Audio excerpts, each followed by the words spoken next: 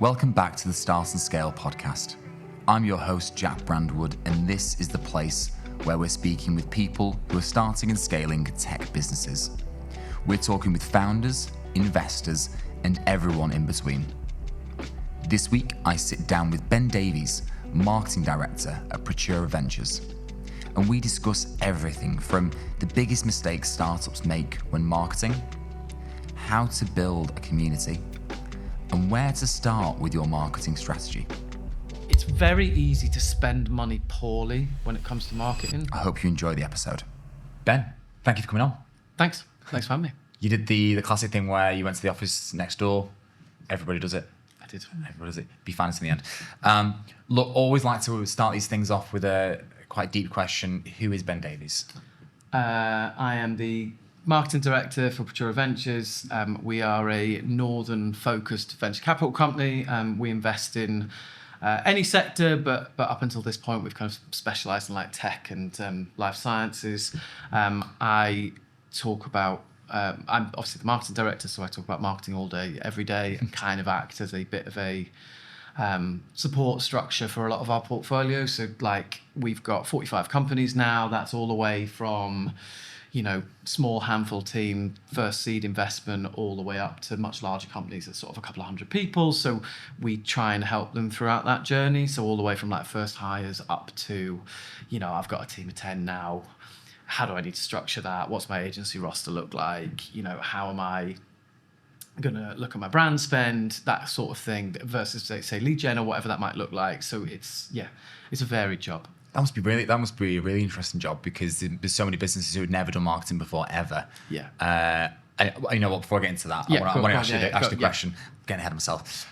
You obviously weren't always the marketing director of Praetura. Yeah. And our big thing here is, our vision is to create a world where everyone gets their dream job. So I would like to ask you to draw what you wanted to be when you grew up. And I purposely asked you not to tell me, because I'm going to try and guess. And are you a good drawer? No. Okay. It's fine. I did show you some of the other ones that are not great. So you'll be okay.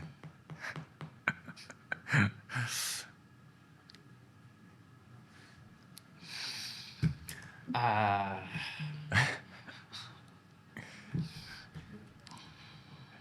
lot of times more thinking about how I'm actually going to draw this thing. This will relate to something that I tell you about. Okay, so It started off. Okay, I have zero idea what this. Okay, I do know what that is. Do you want to be a dinosaur? yeah, I did. Yeah. Yeah. The reason I say it was I remember when I was first started freelancing, and this was over 10 years ago now. Yeah. And at one point I was doing all the marketing for Dinosaur World in Blackpool, and at the time I was working for a maritime security company who provided armed guards in the West and East African Ocean to defend from pirates. Well, Doing the marketing for Dinosaur World in Blackpool, and also working for a Russian business that was setting up a pay-per-minute living room space in the Northern Quarter. that's Zifferblatt. Yes. Oh, no way. Yeah, so I was one of the co-founders of Zifferblatt, did all the marketing there. So we opened on Edge Street. God, it must have been some years ago now. And then we had two in Manchester, one in Media City, one in obviously the Northern Quarter. We had two in Liverpool. And then we also opened a coffee farm in the Caribbean, which was a lot of fun. And then we also opened a co-living space called Oppidon. And then they've still got Oppidon, which is the co-living space. And I think it's now called Oppidon Work as well. So there's like a shared office equivalent. So yeah, it was a lot of fun, right? Because I think we were sort of, obviously it was a pay-per-minute living room space. We did loads of events. That really sharpened your teeth, because you had to do everything on almost no budget from a marketing standpoint. And also you kind of became quite quickly assimilated with the tech community, because naturally with a space like that, it gets filled with startups, freelancers, that kind of thing. So for those of us who've been around in the Norse ecosystem for a while, that was speaking to people like Tech Nation, were huge supporters of us, and those kind of early early kind of murmurs of like people starting companies on a say more national or international scale compared to perhaps where we once were. Wow. Yeah, it was good fun. Oh yeah, I love that place. Yeah. It was great. It was. It felt like the coffee and the cake and stuff was free, even though it wasn't because you paid per minute. But it was just such a good concept. Yeah, I will never forget when someone came in once and we did really well press wise, right? Like you're giving away free cake, it's not that hard. But we did a really big press launch and we had like because it was originally a Russian business, but we opened it in the UK and we had like some of the busiest days that they'd ever had across the entire chain, and we were 4 or 15 at the time, and there were, obviously the others were in Russia, but we had people run in, smash a whole chocolate fudge cake within like 3 minutes, look violently ill, and then never come back. And I think that it was interesting that everyone kind of went, oh well, is it open to abuse? But actually it wasn't what you would expect it to be. People kind of used it exactly as you expected them to, whereas actually it really averaged out. And I think obviously the pay per minute thing was kind of the party piece. That was kind of, this idea that was how you financed it, but actually it was the event side of the business that paid the bills. So we were working for BBC, Co-op, Apple, Red Bull, all kinds of different like global brands. Shopify took the whole space for a week. Wow. We were working for the council. So actually that side of it and the event side of the business was probably something that people didn't realise we were doing as much, but we were winning work from more tired, quite traditional space, if that makes sense. Right. But yeah, it was a lot of fun. I mean, we had like thousands and thousands of people through the door. So it did kind of sharpen your teeth in terms of some of that community management stuff as well, in terms of like how you can digitally and physically kind of connect two things together, if that makes sense. Because it was a story that very much lived online as well as offline. Do you know what I mean? Got you. Wow. Okay. Look, a big question. I mean, you touched on it before. Your job is to help out these businesses that are just starting out, kind of outline their marketing strategy really and how they are engaging with their customers, right? So what are some of the biggest mistakes you see these startup businesses make when it comes to marketing? I think marketing is really interesting for early stage founders, right? Like it can really polarize them. Like you either get people who are the ultimate salesperson and they're all in and it's all marketing and perhaps less under the hood, or it's completely the opposite way. And what you tend to find is they tend to know their sector, know their craft, know their industry in deep detail. But then when it comes to selling themselves or putting the best selves forward, they tend to absolutely crumble. So it's quite interesting that you can quite quickly twig which one they are. Right. I think some of the early mistakes are things like people assume that if they see others' logos on everything, that everyone's paying for everything at full cost price. And I think that there is a natural...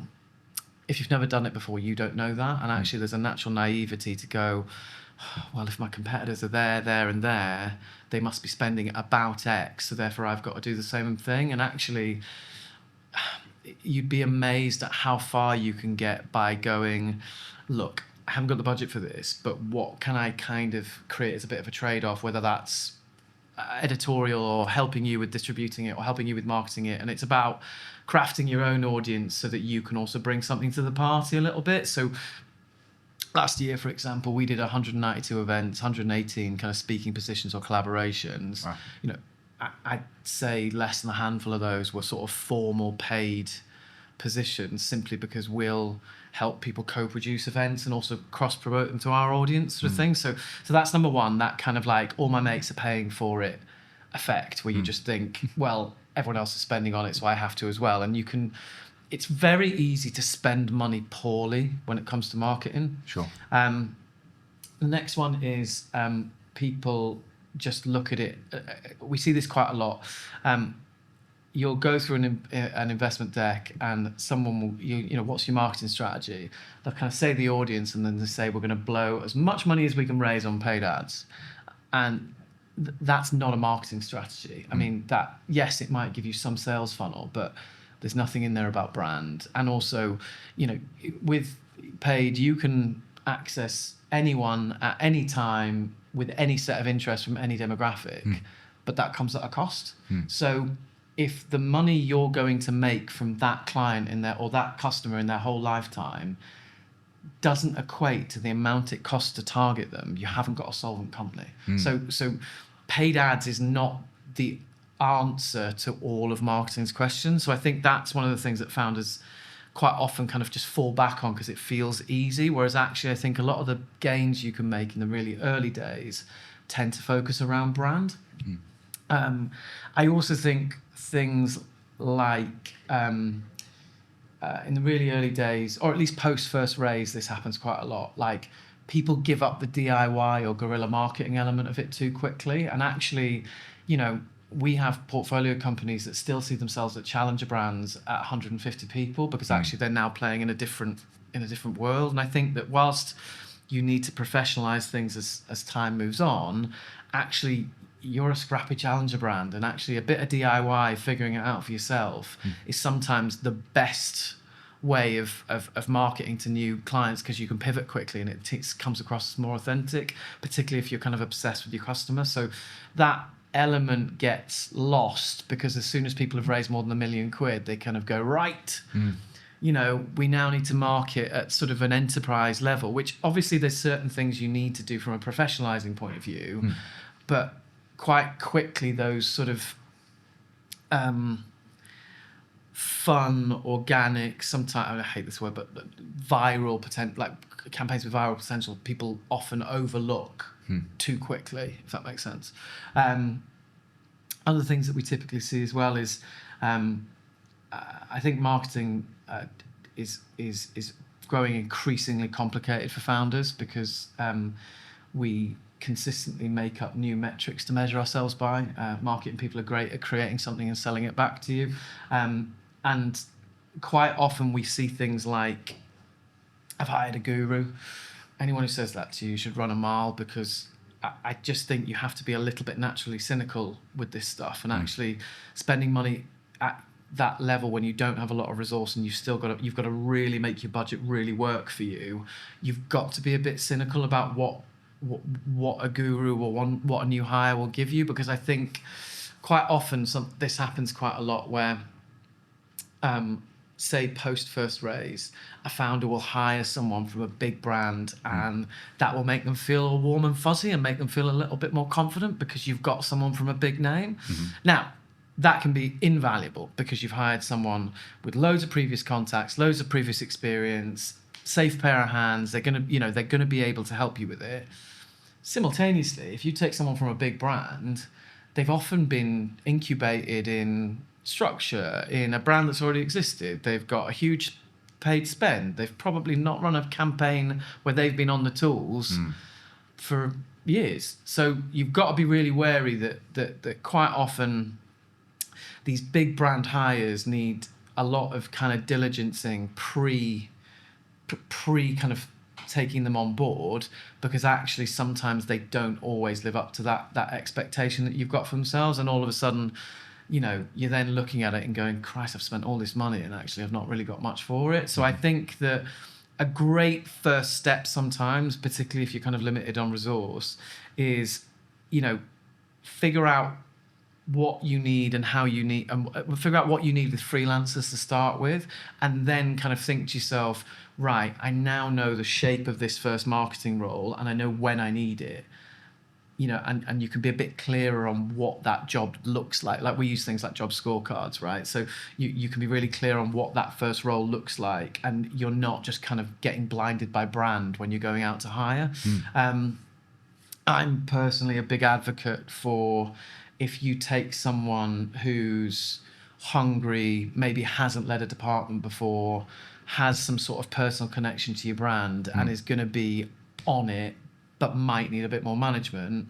Personally, I think those marketing people who are at manager level, who are willing to take that leap to a brand lead or a marketing lead, is a really great time to get someone in their career, because they want to prove themselves, and actually they'll go over and above for you and they'll live and breathe the brand, as opposed to someone who's kind of going, this will be all right for 2 years and then off I'll go somewhere else. So it's difficult to navigate, I think, sometimes. And I think what's critical as well is speak to other founders, because ironically, how we work with a portfolio is quite often they've been burnt in this area before, and actually they've got some key lessons because this is ever changing. So actually sharing notes and going, do you know what, this worked for us, this didn't work for us. Not everything is going to be universal, but sharing key tips around each other I think is really critical as well.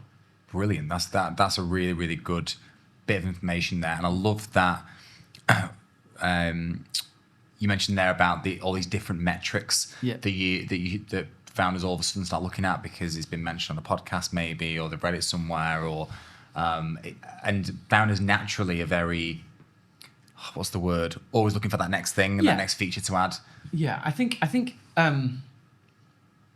you know, I said this on a panel last week. Like, being a founder at the moment is really, really bloody difficult, right? Like, you are constantly worried, or you've got FOMO about missing new opportunities, or not jumping on something when you could jump on something. And unfortunately, there's a little bit of truth in that, right? Often the people who are first to stuff do win the best with it, if that makes sense.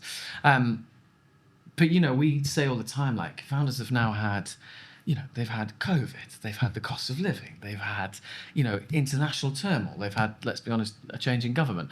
Like, they're going to be absolutely bulletproof by the end of this. Like, if you've managed to scale a company in the last 5 years, like, good on you. Like, we're going to have an amazing vintage of founders through, because actually they've had to deal with lots of different turmoil. And actually marketing's no different, right? Like, paid ads have jumped in price. You know, there's been loads of changes in lots of different areas.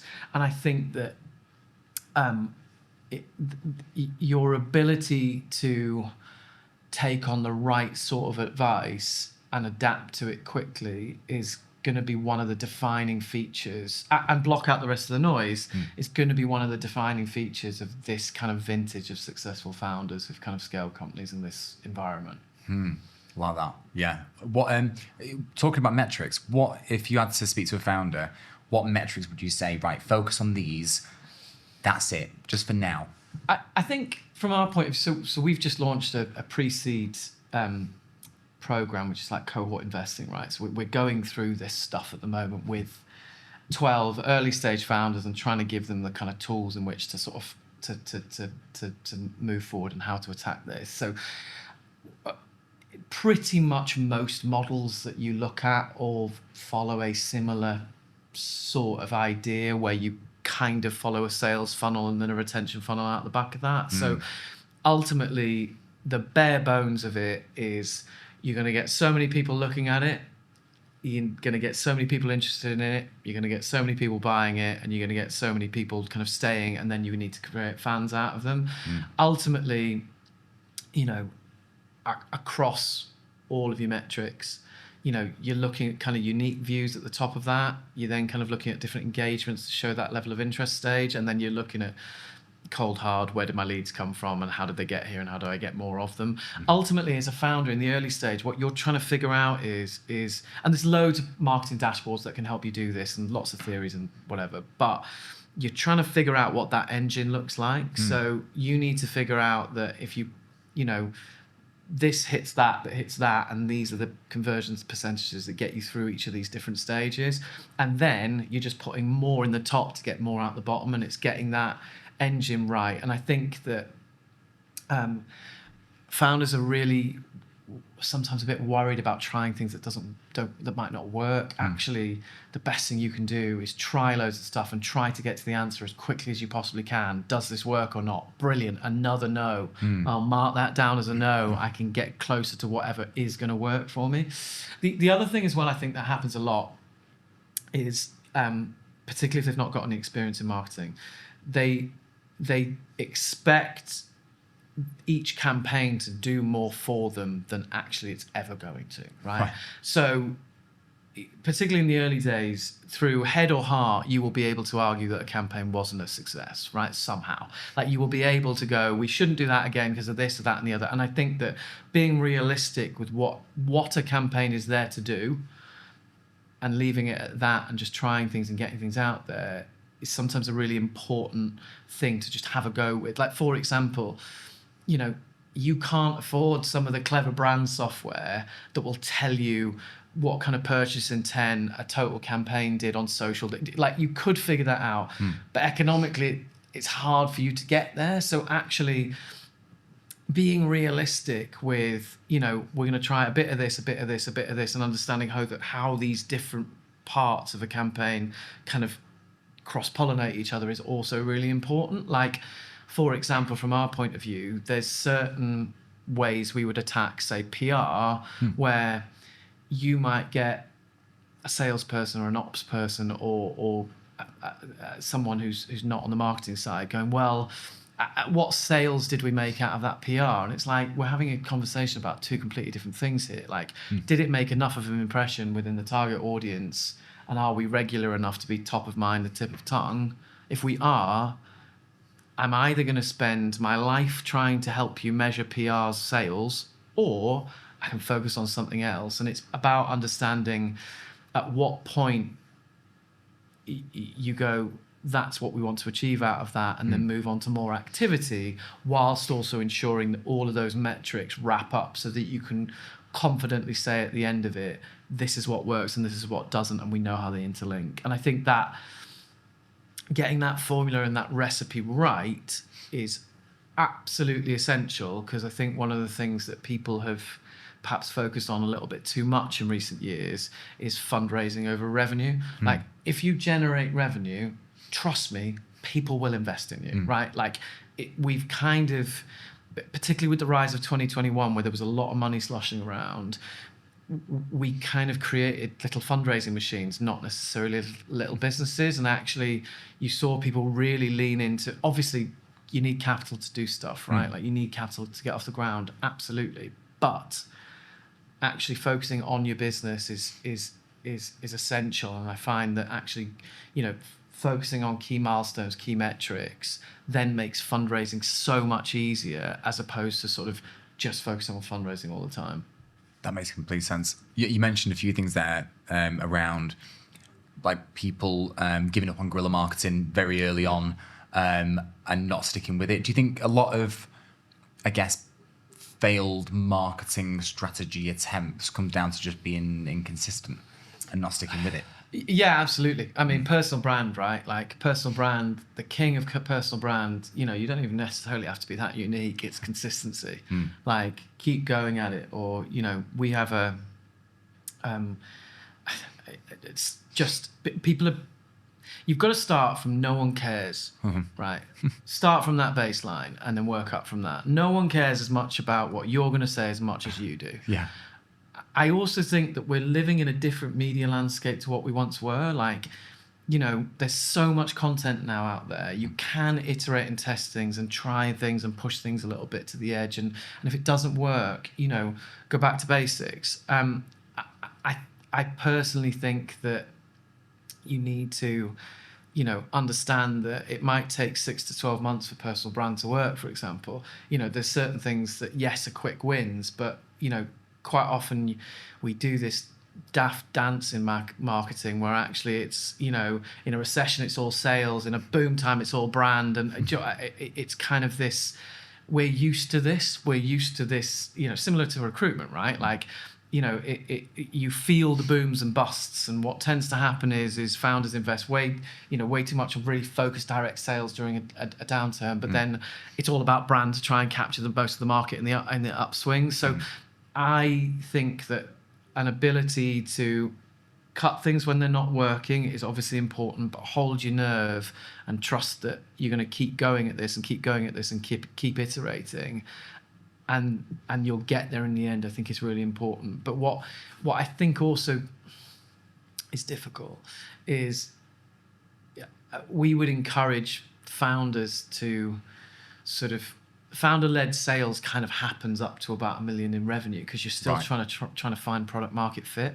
And actually your ability to stay close to your customer and stay obsessed with the problem that they're facing is really important, because what can happen is your marketing can become disconnected from the audience a little bit, because you fall in love with the tech you've built. And actually we see that happen quite a lot, where actually, loads of companies that are within our portfolio have had to pivot because that's what the market required, and they've done that to focus on what's going to generate the most value. So I think I would encourage all founders to stay close to marketing, particularly up to some of those key initial stay close to marketing the whole time, but up to see certain key initial milestones.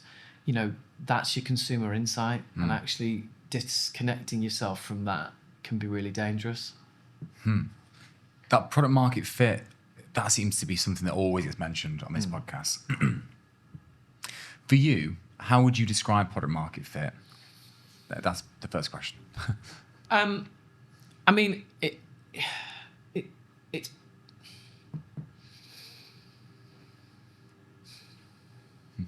product market fit is knowing you've got a customer out there where you fit their need at a price that they're willing to pay, and there's more than one of them, right? So it's not, we've built something, what do you think? It's, this perfectly dovetails into a pain point that this specific individual is dealing with, and often they're seeking you're not necessarily pushing something on them.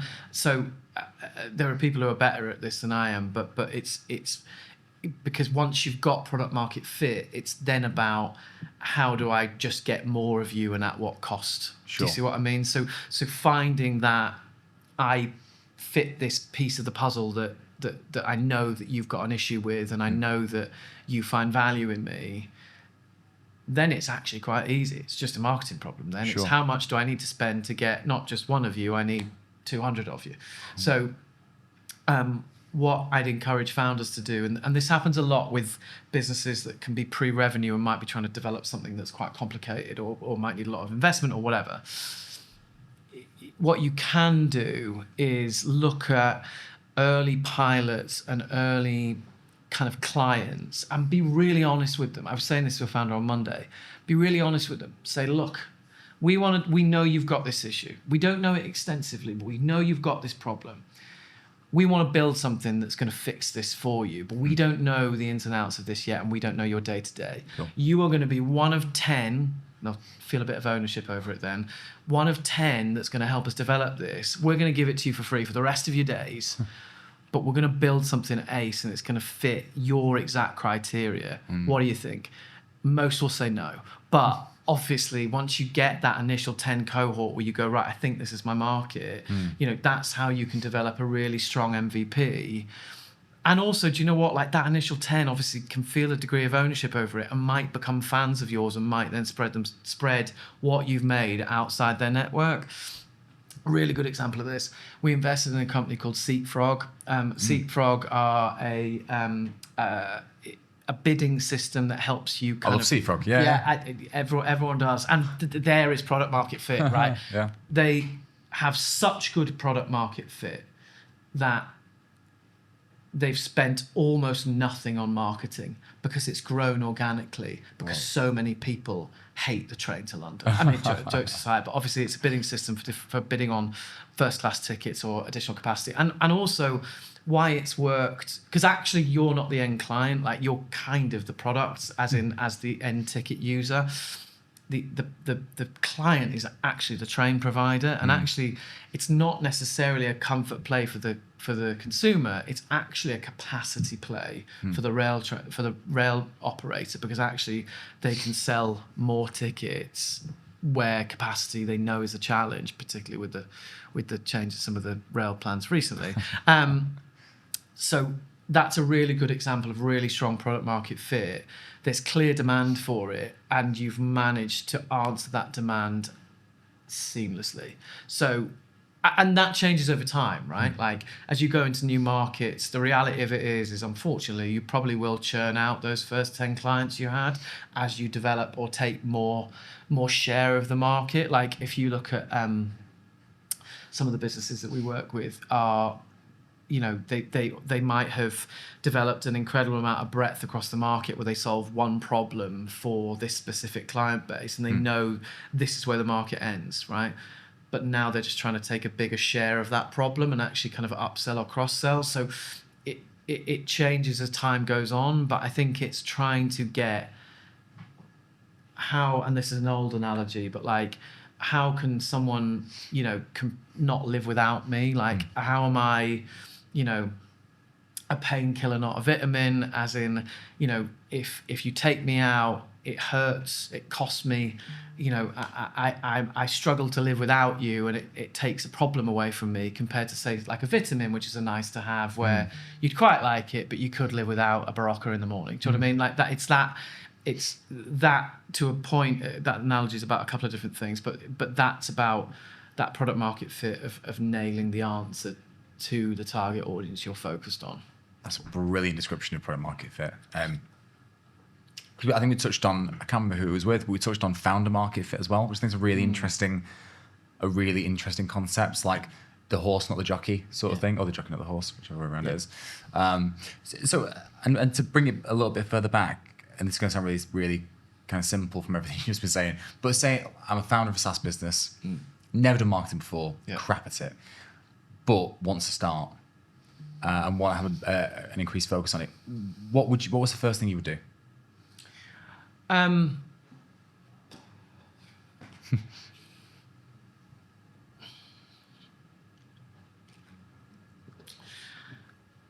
I think if you're a SaaS business starting this, I think you've got to start with who you're targeting first.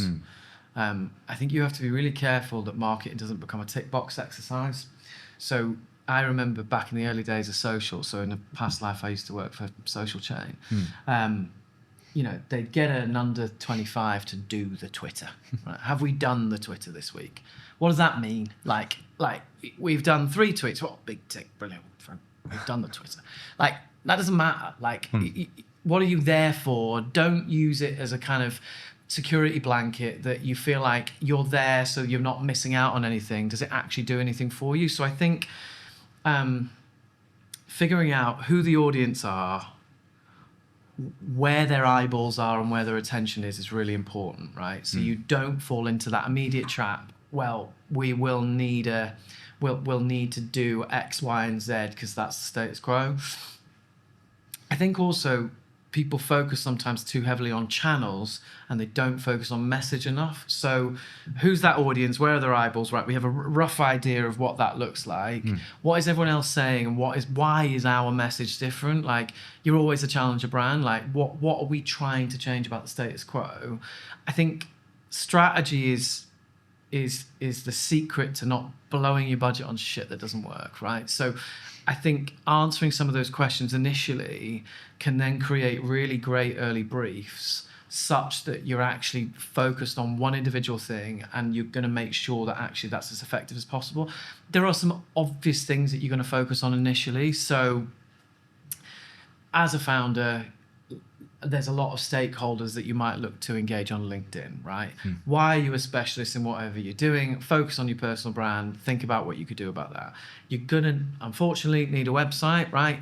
That's kind of your shop window. If you're having a great conversation with a client and they Google you and you look really uncredible, like that can let you down. So I suppose ensuring that you've got a fairly polished digital footprint such that you're not letting your sales process down is an essential.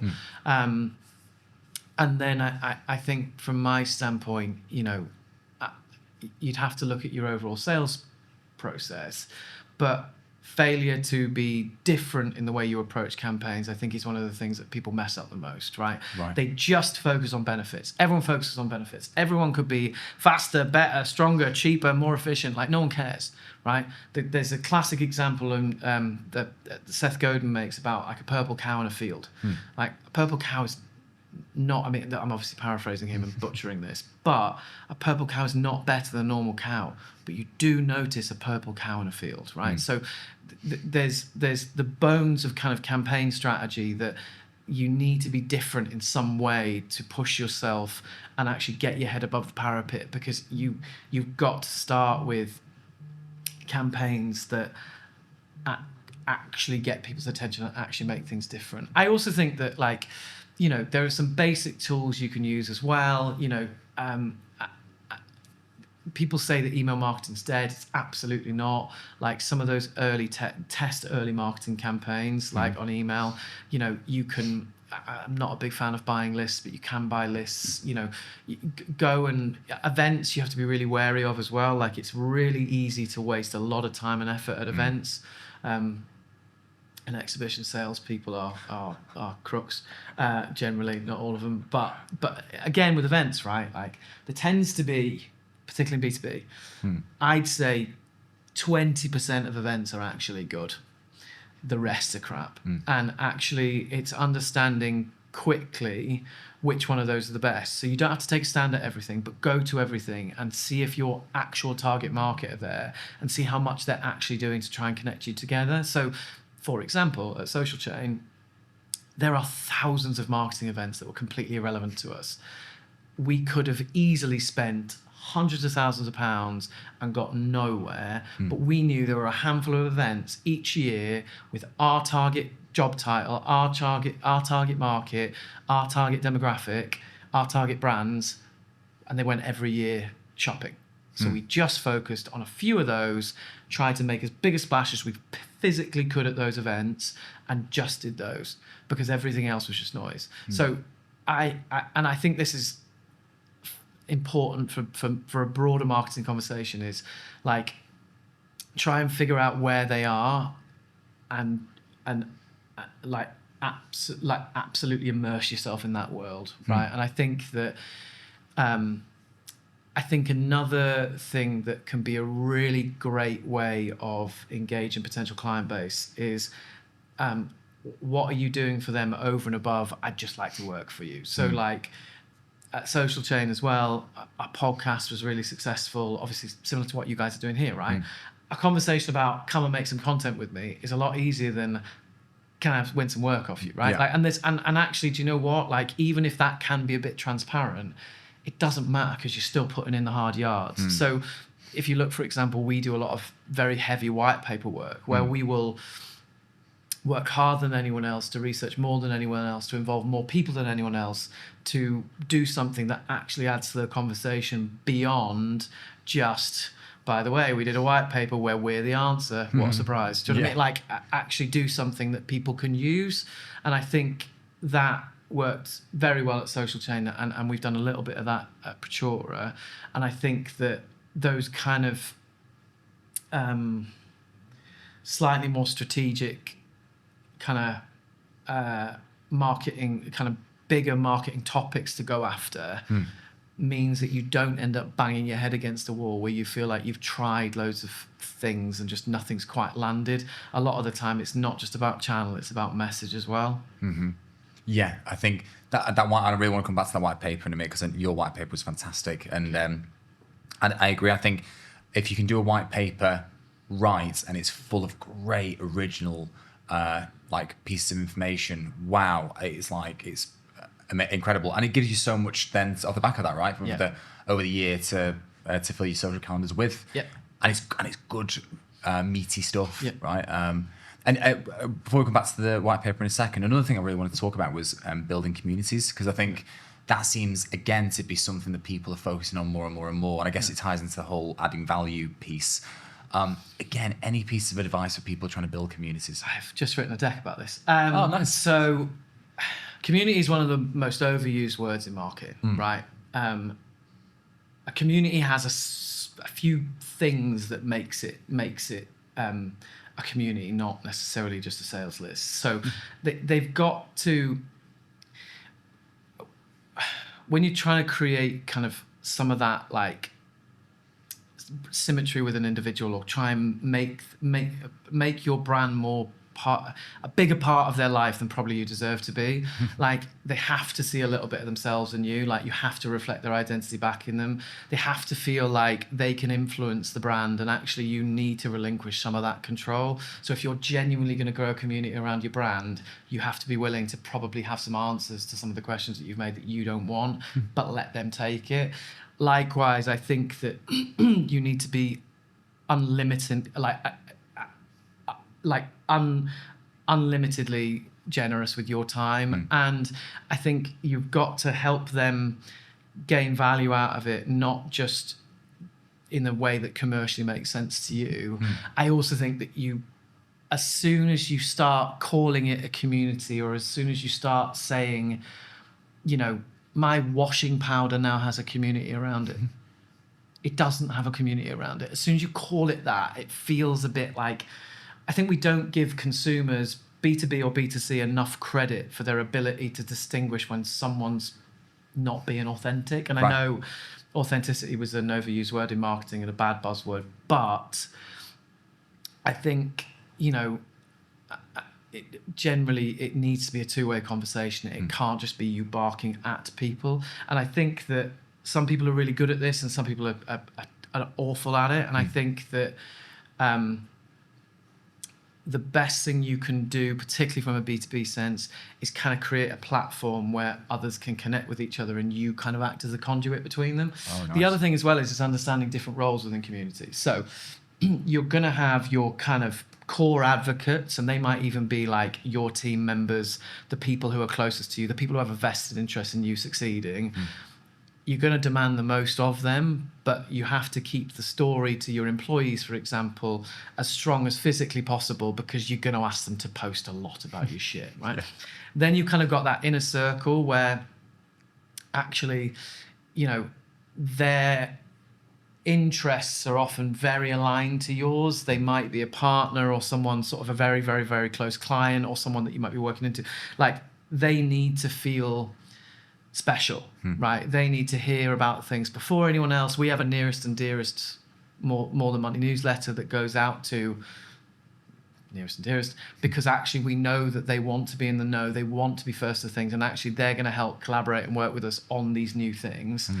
Then you've kind of got onlookers or people who you you've got that inner circle who are going to shout about you, and actually you need to make sure that whatever you're doing, that they get something back from it. So we are, I'd like to think that people would say this about us, very generous with our time, in terms of like, most investors are incredibly difficult to get hold of, right? Or most marketing people are trying to sell you something. Like, we spend the time, make the effort, we will go over and above and work harder than everyone else to make sure that inner circles succeed too, and that's really important. Then you've kind of got a much larger group outside of that, which is like fans, right? Now, what you're trying to look for there is fans need to look at you in a positive light, which is nice. But what's more important is people who are around that broader audience base all need to say the same thing about you. So whatever it is, it just needs to be consistent. And then beyond that's onlookers. And what you're trying to do with that, from my point of view, is those onlookers are either going to become fans or they're not. And that's absolutely fine, because actually onlookers, if they're not going to become fans, you create more an identity for the people who are closer to you. So there's an element where that broader reach is important to distinguish who's with you or not with you. So there's kind of all these different elements, and understanding different people's roles. If you see behaviors in communities that you want to encourage, highlight that individual and do more of it. But ultimately, I think this is a game of give, and only ask in very, very few times. And actually, it's for them more than it is for you, if that makes sense. So when you're going to, this is a really interesting conversation, when you're going to ask for something, it might not be to buy your products or anything like that. Is it, you say it's more like for feedback? Absolutely. How can we make this better? I think from our point of view, right, like, we've done this at pretty much everywhere I've worked. Let's say we influence 100 people.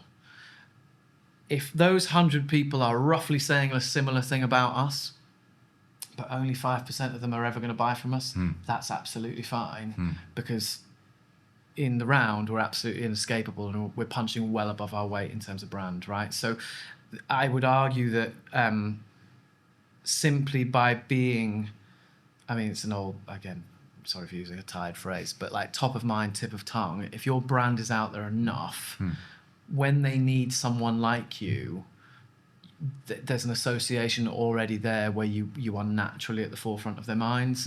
So I think from our point of view, we rarely ask things for people. but it might be, we've launched this new thing. This is why we think it's great for the founders of the North. Please, can you share it? Because do you know what? We're really excited about it. This isn't necessarily about us. This is about them. We know that you care about them as much as we do. Let's go. Do you know what I mean? So it's those sorts of things where we don't ask much of people often, but it's those critical times where we'd like, do you know what? Like, we know your network will benefit from this. Can you help us a little bit? And likewise, we will reciprocate that. So, you know, we are the first to shout about what our portfolio is doing, what people in the ecosystem are doing.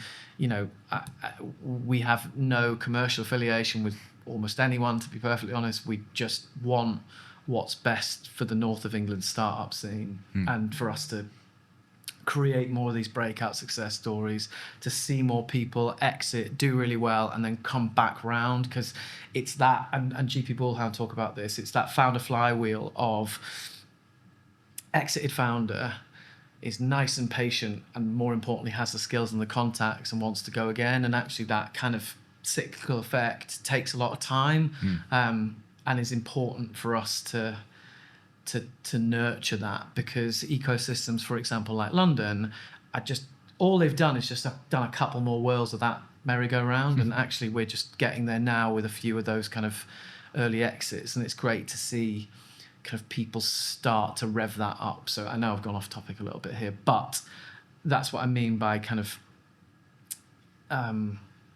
I don't want to call ourselves generous, but what we do is always give people the time of day. Do you know what I mean?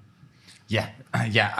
My mind's like whirring because I'm thinking about no, in a good way. Like I'm thinking about all these things we can do with our marketing now. So anyone who's listening to this I assume will leave very pumped. Okay, and I wanted to come back to that the white paper. So the white paper you put together, incredible, like so much info in there, like it's mad.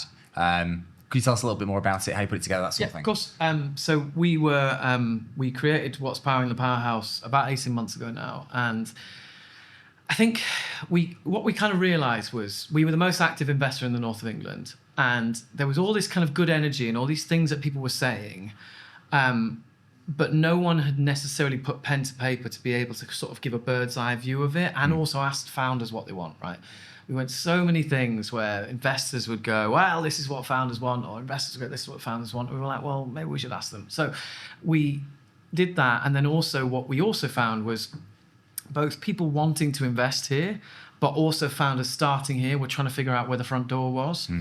And I, having been founder or operator side previously, I know that you're only 10 bad decisions away from going, screw it, I'm going back to full-time work. This isn't worth it, right? I think from our point of view, we were like, right, why don't we do something that gives a bird's eye view of the North ecosystem? It asks founders what they want and what's missing here, and actually we can use that as a bit of a mandate to go away and try harder at doing the things that we need to make. And also, it's a bit of a love letter to the North. It is putting into writing all the things that we already know about how London doesn't have a monopoly on entrepreneurship, and actually there's some really good stuff happening here, and actually what does the future look like? So therein lies the theory. I don't think we realised how much other people wanted to see this come to fruition as well. So what ended up as being, was going to be a smaller project absolutely snowballed. We ended up having over 80 different contributors. We interviewed 320 founders. And it turned into this, it was longer than my dissertation, right? And absolute credit to Emma and Theo and Scott, who worked very hard on that within our marketing team as well, right? Like Theo, and particularly Emma and Theo, put hours and hours and hours of work into it. But what it allowed us to do was find a load of really interesting statistics about things that we knew, but actually it in the cold light of day, listening to founders was really important. So things like 78% of northern founders want to be part of an ecosystem. This is one of the most important things to them compared to other founders in other areas. Founders in the south of England could name more VCs in the north of England than northern founders could, right? Something like 75% of them could only name up to four VCs in the north of England.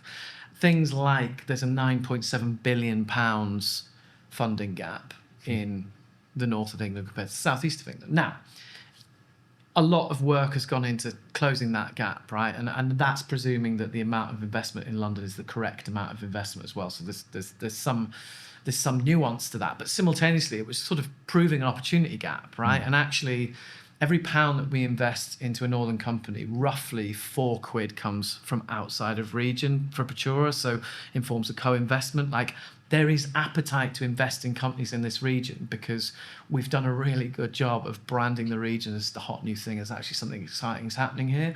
And what this allowed us to do was this put the proof into the hands of people who also felt that was important. So we worked really heavily with the team at Midas on it. Midas used it in LA and Singapore to try and sell Manchester to new companies coming here. We know it's referenced a lot. We know other things have been built on from like Bohurst have done reports out the back of it. So, and we'll do another one hopefully at some point soon, but we want to make sure that we're doing that at an interval where the story's moved on as well, and actually we'll definitely be able to add value to with the insight, if that makes sense. So I think for that that has been downloaded over 3,000 times now. It was launched across 12 different events. We hit 23 bits of press, including some of the big guys. So, and that continuously lives, right? Like, just yesterday, we were giving a presentation to a group of Dutch companies who are planning to move to Manchester. You take a copy of that with them, bang, that's everything I know about raising money in Manchester. So in the north of England, sorry. So there's continued benefit from that. And also, there was this talk about, we know the north, and actually we had to do that to prove that we knew it better than anyone else. And actually what was a delight during that entire process was actually not necessarily just turning outwards to getting partners involved who are also going to share it across their networks, but also like looking internally at how much people knew about this space within the Praetura team and how much of that knowledge and skills and experience was already there. I just needed to get someone to write it down, right? So I think that's a critical thing from a white paper standpoint as well. So understand that distilling some of that internal expertise can be a really good way. AeroCloud, actually, one of the companies in our portfolio, have done a really good job of that recently with some of the airports that they've been working with. But make sure you look externally, so you've got a mix and balance of views and share it beyond your network, but look internally to make sure that actually some of that good experience that you might not have put a label on yet definitely lives within that paper as well. But again, the whole point to that was not to create something like Praetura's barely mentioned in it, right? The whole point was, can we create something that people will actually use in their day-to-day when they're talking about the north of England, and can we make something that's useful to founders? And I still think if I was to attack it again, and we did another one next year actually for SMEs and lending, which is from the other side of the company, if we were to attack it again, I'd definitely do it in a similar way, but the importance is keep making sure that it lives on and maybe doing follow-up sort of shorter versions that keeps it live.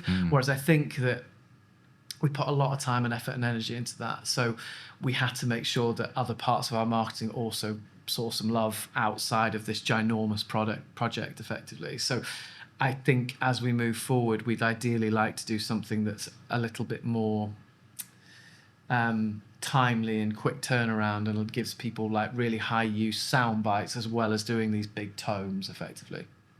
Yeah, and again, you went in there, by the sounds of it, you went in there with the view that we're not going to go there just to say Praetura this, Praetura that. It was more like, well, okay, let's go in and actually create something very valuable for the people who are going to be reading it. And then, if you do that, there's going to be a lot of good press on it, right? As long as you go out with, it's a really great way to go about it, is just to be like, I'm going to create something as valuable as possible. And then it will pay dividends. I mean, this is literally with this podcast, right? Yeah. When we first started, it was a case of just people we knew, we'd talk to them, and it would build credibility for us. That was the whole thing. But instead of doing that now, we've taken we've flipped it and just said, right, well, instead of thinking about us, let's think about, right, our audience, what do they want to hear about? What do they want to know about? And we're trying to create this place where people can just come and who maybe are starting out in their founder journey or whatever. Yeah. Or are on that journey and want to hear about what their peers are doing or whatever, and how can we offer value to them? Yeah. And it's been great, and it's actually, you know what, it's been so interesting to do it, and I feel like we've really hit a groove with it now because of that, and because people have just started to go, oh my god, this is actually really valuable, and I really like this, and yeah. I also think that for you guys, right, like feeling. Everyone wants to sell to a founder, and I think that natural skepticism is really important because actually you have to spend budget in the right way, but simultaneously someone who's helped you get to where you are or actually create something that you genuinely enjoy, even if it is a marketing strategy, it doesn't really matter to me. Like ultimately you are bothering where someone else isn't. Correct, yeah. And that's got its own value in it, if that makes sense. Yeah, I like that, bothering where someone else isn't. Love that. And I think that's a critical takeaway for startups is you have to work harder than everyone else, which sucks, but it is what it is. So you have the benefit of being willing to try things other people won't, and put more time and effort in that other people won't, and actually you won't go far wrong in your marketing in the early days by just going over above where others won't. Yeah, putting time into it, being consistent. And also, I feel like some people might say, well, we haven't got the budget right for it, but it's like, you kind of don't. I mean, for a podcast not being funny, you can film it on your iPhone if you wanted to, and have a pair of headphones in, or, you know, for a white paper, you could do something, I guess, quite small and just go ask people you know. Yeah, I mean, Survey Monkeys are cut like 130 quid, right? Like for the year. So, and also like, you know, I think you can, sometimes having a limited budget can be an incredible way of doing things creatively that you might have just seen as a menu item to buy previously. So, you know, in the early days of Social Chain, you know, a lot of our viral campaigns were very much focused on what can we do in the here and now, considering we have absolutely no money to do anything. Actually, some of the best stuff we did was some of the simplest and remains the best, to be perfectly honest. Oh, that's brilliant. I love that. And it gives you, I think that line in itself gives so many people who are perhaps, again, starting that founder journey or just starting and think, how do I approach marketing? Like, you know, it's so mysterious to me, I don't get it. That in itself will give so many people inspiration to just get on with it. Yeah, I think from my standpoint, like caveating it as well, like finding good marketing people is really important in the early days, because they kind of do shape the voice around your brand. But for a long time as a founder, you're the brand. And I think that that's something that some people feel uncomfortable with, but like you putting yourself out there is as important sometimes as some of those early campaigns as well. Brilliant. I'm conscious of your time, but Yeah. last question, I promise. For anyone out there who is trying to build something, has an idea and thinks, oh my God, wouldn't it be cool if I could sell that and people would benefit from it, what would be your advice?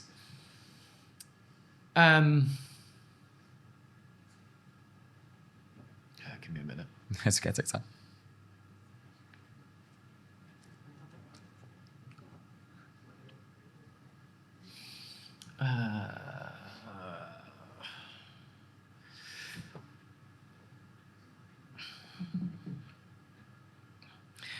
I think the goal is just start, right? Like, I think people think about stuff far too much, and actually the version you start with is never the version you end up with at the end. I think what we have noticed across all of our founders is the thing that kind of combines them together is they're all pretty resilient, but they're proactive as well, and actually they'll just keep going and going and going, and just that kind of doggedness of just pushing themselves through different situations and just having a go, I think is an essential way of looking at things. And I think that's something that, particularly at our stage of who we're trying to back, we're looking at like the management team's hunger as much as we are the product, because that might change. Brilliant. Just get started. Yeah. Love it. Thank you so much for coming on. Really appreciate it, and really excited to see Pre-Seed and how it gets on in the next 6 to 12 months. Cheers, thanks. And that's it for this week's episode. Thanks so much for listening, and I really hope you enjoyed it. Anything we talked about will be linked in the show notes, and if you haven't already, don't forget to subscribe wherever you listen to your podcasts, and we'll catch you on the next one.